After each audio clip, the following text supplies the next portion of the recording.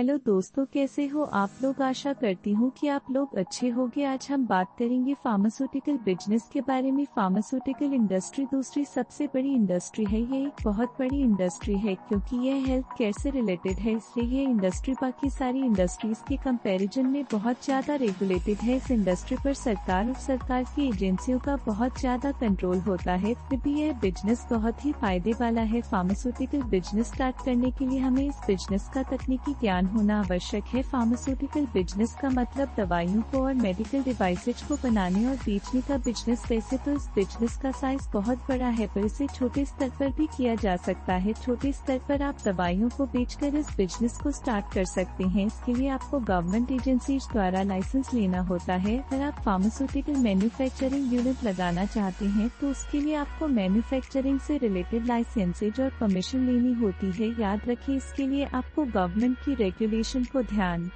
में रखकर उसी के हिसाब से बिजनेस सेटअप करना होता है। इसके लिए आपको फार्मास्यूटिकल का एक्सपीरियंस होना भी आवश्यक होता है। आपके पास कोई फार्मास्यूटिकल इंडस्ट्री का एक्सपीरियंस बंदा होना चाहिए। आप बिना मैन्युफैक्चरिंग यूनिट लगाए भी फार्मास्यूटिकल मार्केटिंग कंपनी स्टार्ट कर सकते हैं। इसमें हम अपनी ब्रांड की दवाइयाँ किसी थर्ड पार्टी मैन्युफैक्चरर से बनवाकर उनकी मार्केटिंग कर सकते हैं। इसके लिए हमें मैन्युफैक्चरिंग से रिलेटेड लाइसेंस लेने की आवश्यकता नहीं होती है। फार्मास्यूटिकल मार्केटिंग कंपनी स्टार्ट करने के लिए सबसे पहले हमें फार्मास्यूटिकल इंडस्ट्री की नॉलेज होनी चाहिए। इस बिजनेस को स्टार्ट करने के लिए सबसे पहले एक बिजनेस एंटिटी की जरूरत होती है, जैसे proprietorship form, partnership form, limited liability partnership, 1% company, private limited company, limited company. हम इनमें से किसी एक प्रारूप का बिजनेस रजिस्ट्रेशन करवाते हैं, उसका जीएसटी रजिस्ट्रेशन करवाते हैं, कंपनी का करंट अकाउंट खुलवाते हैं। अगर पहले से कोई बिजनेस रजिस्ट्रेशन हो रखा है, उसका जीएसटी रजिस्ट्रेशन और करंट अकाउंट भी है, तो आपको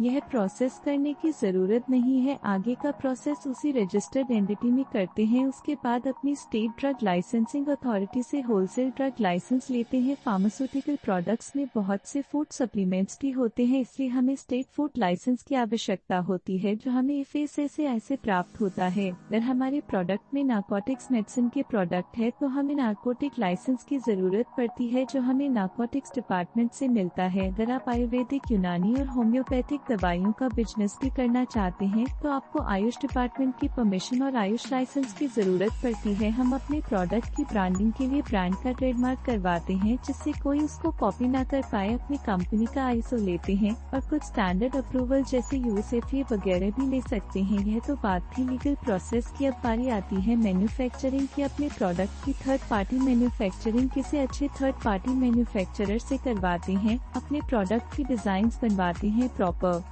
पैकेजिंग का ध्यान रखते हैं। पैकेजिंग पर मैन्युफैक्चर्ड बाय में मैन्युफैक्चरर्स की डिटेल रहती है और मार्केटेड बाय में मार्केटिंग कंपनी की डिटेल होती है। हमें अपने प्रोडक्ट प्रॉपर लेबलिंग करवानी चाहिए, जिसमें manufacturing date, expiry, batch code, product का कंपोजिशन होना चाहिए। मैन्युफैक्चरर्स के पास सारे लीगल डॉक्यूमेंट्स होने चाहिए। प्रोडक्ट की बारकोडिंग भी होनी चाहिए, जिसके लिए हमें GS1 पर रजिस्टर करके बारकोड जनरेट करवानी चाहिए, जिससे हम अपने प्रोडक्ट को किसी भी ऑनलाइन स्टोर या सुपर स्टोर के द्वारा भी बेच सके। फार्मास्यूटिकल प्रोडक्ट्स की मार्केटिंग कंपनी के रिप्रेजेंटेटिव, जिन्हें मेडिकल रिप्रेजेंटेटिव बोलते हैं, के द्वारा की जाती है। मेडिकल रिप्रेजेंटेटिव डॉक्टर और मेडिकल स्टोर को मार्केटिंग कंपनी के प्रोडक्ट की जानकारी देते हैं और प्रोडक्ट के ऑर्डर जनरेट करते हैं। फार्मास्यूटिकल कंपनी मार्केटिंग के लिए बहुत सी स्कीम भी चलाती है। अलावा अपने प्रोडक्ट की मार्केटिंग के लिए एडवर्टाइजमेंट का भी सहारा ले सकते हैं। फार्मास्यूटिकल बिजनेस बहुत ही मार्जिन वाला बिजनेस है, इसमें सबसे बड़ा